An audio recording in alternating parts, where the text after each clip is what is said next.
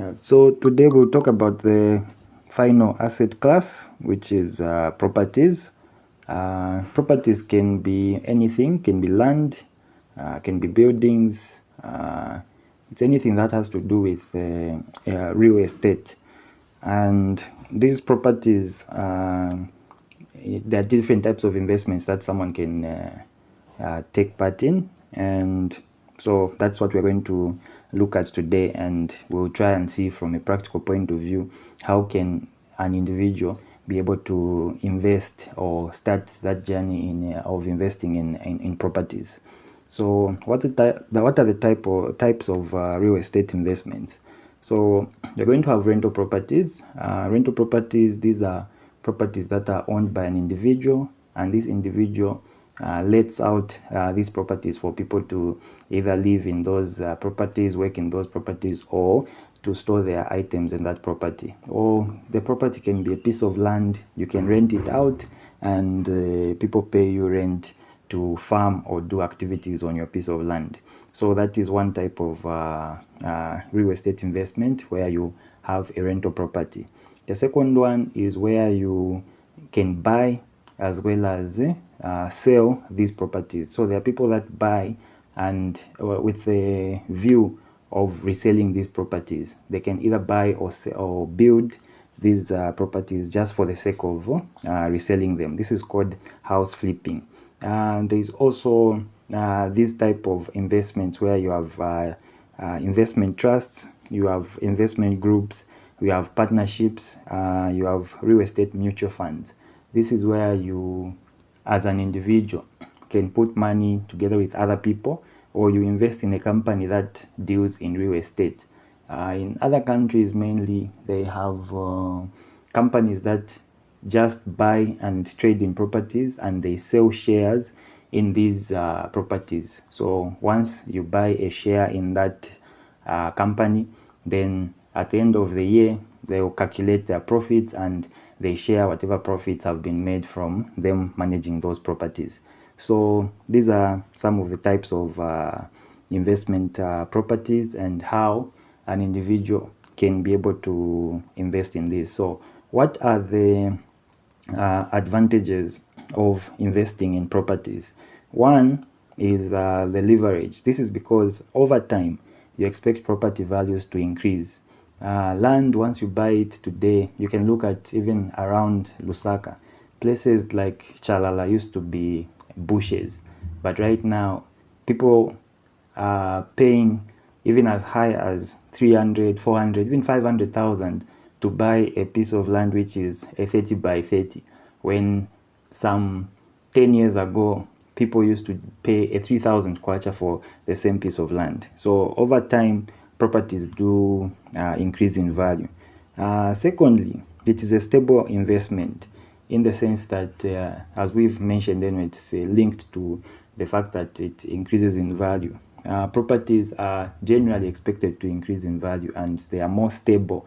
And if this property that you have, you can't rent it out and whatnot, you as an individual yourself can decide to move in there. Therefore, it gives you that safety or that stability in terms of it being an investment. Secondly, it helps you to get extra income. If you put it up as rent properties, then you'll be earning that extra income through the rentals. And if you look at properties, they are generally a necessity. Everybody needs to have a house or to have somewhere where they can live, and therefore these properties are one of the needs of life. So you can't do away with having properties. And the other reason is they can be used as a retirement plan, in the sense that if you have a home or you have a house, you're pretty much guaranteed to have some form of income, in the sense that there will always be people looking to rent. Or even if you're staying in the same house, you can rent one of the rooms.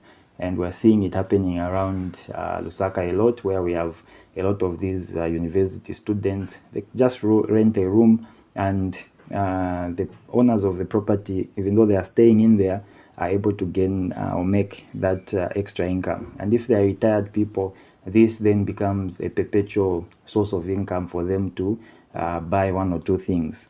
And the last thing is that it's an investment, it's an asset, and it gives you that comfort and security. So what are the cons of investing in real estate? So the major cons are that usually real estate takes a lot of time. It's an investment that you don't see mature in a very short period of time unless you have a lot of cash or a lot of money. But it's something that will take you a number of years for it to start showing the value, and for you to actually acquire or be able to have enough estate income or be able to have the actual properties. Secondly, it's a long-term investment, not short-term. Thirdly, it is very expensive to invest, though I'll try to explain somehow how you can try and make it reasonable or be able to afford to do it even with a little income. Even as low as 500 kwacha, at least you can start to do something. That's taking it that you have a piece of land. And properties are quite illiquid in the sense that if you want to sell the property, it usually takes a bit of time. It takes months. Sometimes some properties even take years for them to be sold, and you might be forced to reduce the price. But if you're in a good location, then it can move fast, it can be sold quicker. But most of the times when it comes to properties, and if it's generally an outright sale, it usually takes a bit of time. So how can an individual, someone who's getting paid even little money, and as I've mentioned, how can you manage to build a property despite not getting a lot of money? So as we have said, this, what I've done here is a simple plan or way that you can build a property, and this is for a 3-bedroom house, and it's for 18 by 14 meters. So properties, when it comes to investment properties, it can be a house, it can be a flat, it can be offices, but this one is just for a house, so that just to show people that this is not something that is very difficult to attain, and it's something that you can do even with minimum or minimal funds. So the total plan or the total budget of this is 200,000. I know 200,000 looks like a lot of money. It is a lot of money, but it's about the approach that you take on how you go about carrying out this this plan. So what we are looking at is a situation where you can build even with the little money that you get. If you can save a 1,000, save a 2,000 here, you can be able to do this strategy and be able to build the house within this amount. But it's not going to be in a very short period of time if you don't have the money. If you have the money, yes, then you can do this in a short period of time. So how can you then do this? So the way we've put this, it's more on a practical point of view. So just to put note, this is looking at a 3-bedroom house, which is 18 by 14. And we are looking at a situation where you have a piece of land. I have not included the cost of the land for obvious reasons. If you want a land, you want to buy a piece of land, as I mentioned, the 30 by 30 today in Chalala, you are going to find that you're going to spend over 300,000 kwacha for you to just buy that piece of land. Or you can buy a piece of land, the same piece of land in Chongwe, for as low as 20,000 kwacha. So it depends on where you want to build this property. And anyway, I know when it comes to property, they say location, location, location. But you have to be realistic as an individual. There are certain areas that most of us can't afford. Therefore, you can build within your means. We are trying to put this more practical and more within your means.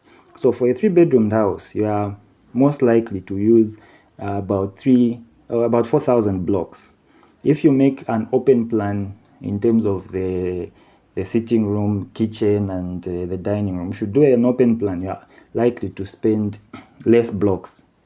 And also, if you make the windows bigger, then the number of blocks you're going to use are going to be less. But if you put more walls, then the number of blocks will definitely increase. So 4,000 blocks. Blocks currently are going at 5 kwacha, so that gives you a 20,000 kwacha that you're going to spend on blocks. Secondly, cement. You're going to need about 150 packets of cement. Packets of cement are like 130 currently, so you're going to use 19,500. Sand, you're going to need about 80 tons at 100 kwacha per ton, that's 8,000. Quarry, you're going to need about 40 tons, 3,000 kwacha per 20 ton, that is 6,000 kwacha. So just going down this list, you're going to see that in terms of the materials, the prices are based on the current prices, and in terms of the quantity, there could be fluctuations here and there. But how do you go about it? So the biggest challenge that is there when it comes to building is an issue of labor. So when it comes to labor, many people, so there are 3 main things. It's the decisions you make, 1, on labor, 2, the decision you make on what type of roof, and the decision you make on what type of foundation. So this strategy looks at you doing a type of labor where you, as the owner of the project, you are the contractor. So when it comes to these bricklayers and these people that do the actual building, they work for construction companies. Construction companies, you can go around Lusaka. You can even go to projects that the government is doing using the Chinese, even just the one opposite Apex. And you are going to find that on a daily basis, these bricklayers are paid between 45 kwacha to 60 kwacha per day. And for them to do that work, they are expected to do at least 150 to 200 blocks per day. That's if it's a bricklayer. If it's these darker boys and whatnot, they get less than 45 kwacha per day. They get about 20 kwacha per day for them to do that work. So in this instance, you, as the one who's running this project, you are the contractor. So the thing that you need is get someone to do the plan for you, and the plan we've put it at 2,500. But nowadays, there are people that do even nice plans. You can find it on Facebook, even for as low as 1,000 kwacha. But all I'm saying is you can get a nice plan at 2,500 kwacha and get an experienced bricklayer who is going to set the house. So the setting of the house is a bit cardinal. So that's where you put someone that has the knowledge just to do the setting. They can do the setting for even as low as 1,000, 1,300 kwacha. Once the house has been set, you then build the foundation. So the building of the foundation can be done by the same one who has done the setting, and it shouldn't cost you more than 1,500 to build the foundation in terms of the labor. So once the foundation has been built and the corners have been set, you can then get this labor that you find on the same projects. So when you go to these projects like opposite Apex there, where they are building the new hospital as well as the houses for the ZNS or the army, you go and you get those guys.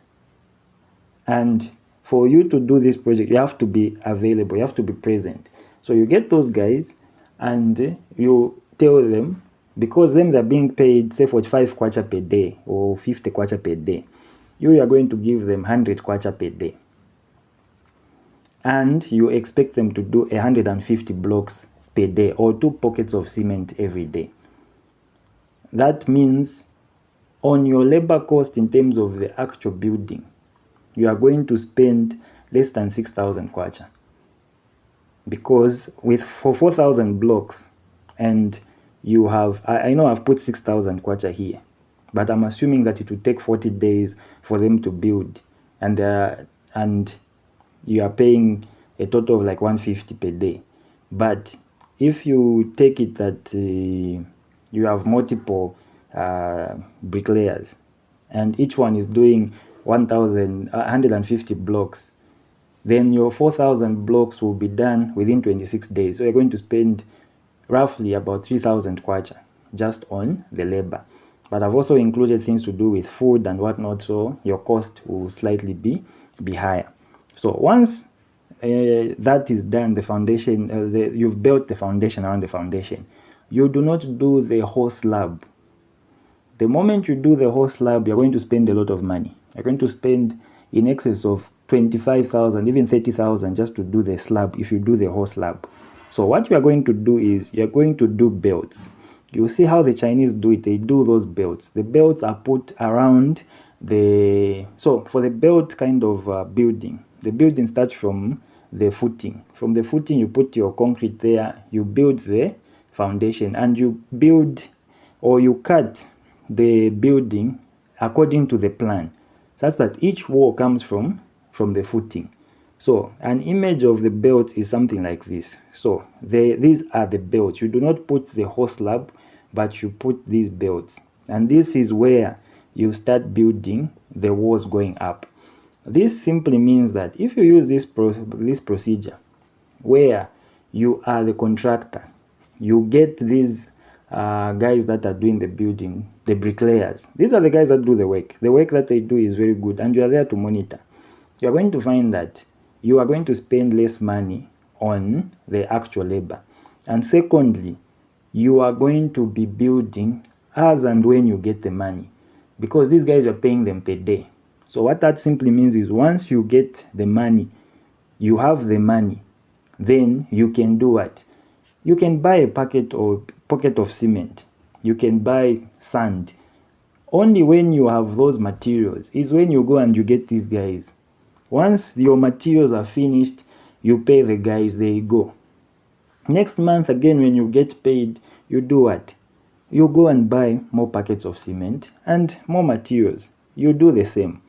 These guys, they will keep going from project to project, and they will always have their work. So which means even you do not stress about keeping one bricklayer, because what happens if you have one major or one bricklayer on this project, then what's going to happen is when you don't have the materials, you find that you still retain this person, and you'll be feeling some type of way that this person doesn't have a job. So you keep paying them, or you keep them on the project even though nothing is happening on the project. And these guys are going to charge you pay the project. On average, if you just tell one bricklayer to say this is your project, to build a house for you, they're going to charge you in excess of 30,000, because they'll charge you for the foundation itself, just to do even the slab and everything. They'll tell you 5,000. For the walls to window level, they'll tell you no, another 3,000. To roof level, no, 4,000. So you find that by the time you are reaching the roof level, they'll tell you no, even that area after the lintel, for us to do the lintel, it's a 3,000. To build above the lintel, we are going to charge you another 3,000 or 4,000, and the whole project, you find that it has reached 30,000. And they will tell you, no, we also need food, we need all these things. So you're going to find that you're going to spend a lot of money if you do not use the contractor kind of format. I know there will be people that will raise issues on this, because this is their business. They are the ones that are the contractors in this issue.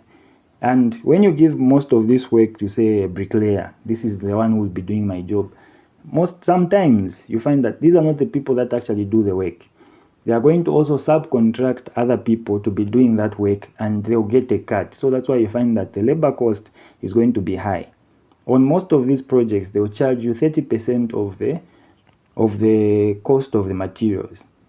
So 30% of the cost of materials is going to be very high in terms of labor costs. But you can use the contractor method, where you yourself, you are the contractor. And when you grow, maybe this can be done for your first project. You find once you do your first project, then you can hire other people. You can then hire contractors to do the work on your behalf as your portfolio grows. It's the same with the rental. Once the building is done and you start renting out the properties, you can start doing this work on your own in terms of finding the tenants, and getting them to pay, managing or maintaining the property, you can do that on your own. But once the number of properties starts increasing, you're going to find that this is going to be a bit of a lot of work. It might be a full-time job that you would have to do just to manage your properties. Therefore, you might need to hire a property manager, someone that can then look after your properties and be able to manage them in a manner that will be efficient and will make your life easier, because you might want to be in real estate as a side thing, or just as one way of diversifying your portfolio. So you don't want to spend most of your time chasing up on tenants. No, this thing has broken and all those things. So you might want to then give people to manage those properties on your behalf.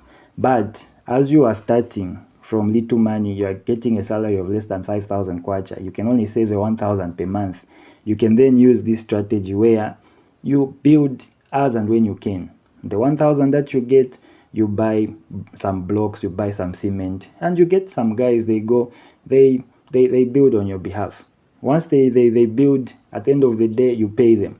Meaning, when the day ends, you do not owe anyone anything. And your building will keep going up until it is done. When it comes to roofing, this one is taking it that the roof that you're doing is using steel. In terms of we are using the lip channels, so we are doing a flat roof or a skillion type of roof, not the Nigerian ones, the hipped ones. Those ones are expensive in terms of timber. You spend so much money on timber. But if you can do a flat roof and you use the lipped channels, they are light, meaning they don't put so much stress on the building, and they can be spaced because they are quite durable, so they can be spaced. Therefore, you spend very little on the actual lip channels. And it's because the roof, it's a flat roof, you don't even need to put gutters at the back. You can just let the water drop on the back, so that you don't have that challenge that is usually there for people that put hidden roofs and they are not very good at doing that. So you can just do a flat roof and let the water fall on the backside, and you just put that kind of thing that collects water. You might not necessarily need to put gutters. So therefore, on the roofing part, you're going to spend even a quarter of what you might spend if you did a hipped roof using planks. So this is something you can do. We can discuss further in the comments, and yeah, we can have a discussion on this, because I know people might raise certain questions, but this is something that has been done before. We have worked with this model before, and it is something that is very much doable. And whoever has questions, we can actually have a discussion and be able to find a way that this can be done. So this is just to tell you that pretty much anyone that can save even a little can be able to build a house and start their journey on investing in properties. It's just that you need a bit of time. It takes time and patience and determination for you to do this, because you have to be very disciplined. And yeah, so that's it for today, and thank you for your time. Hope you have a good day.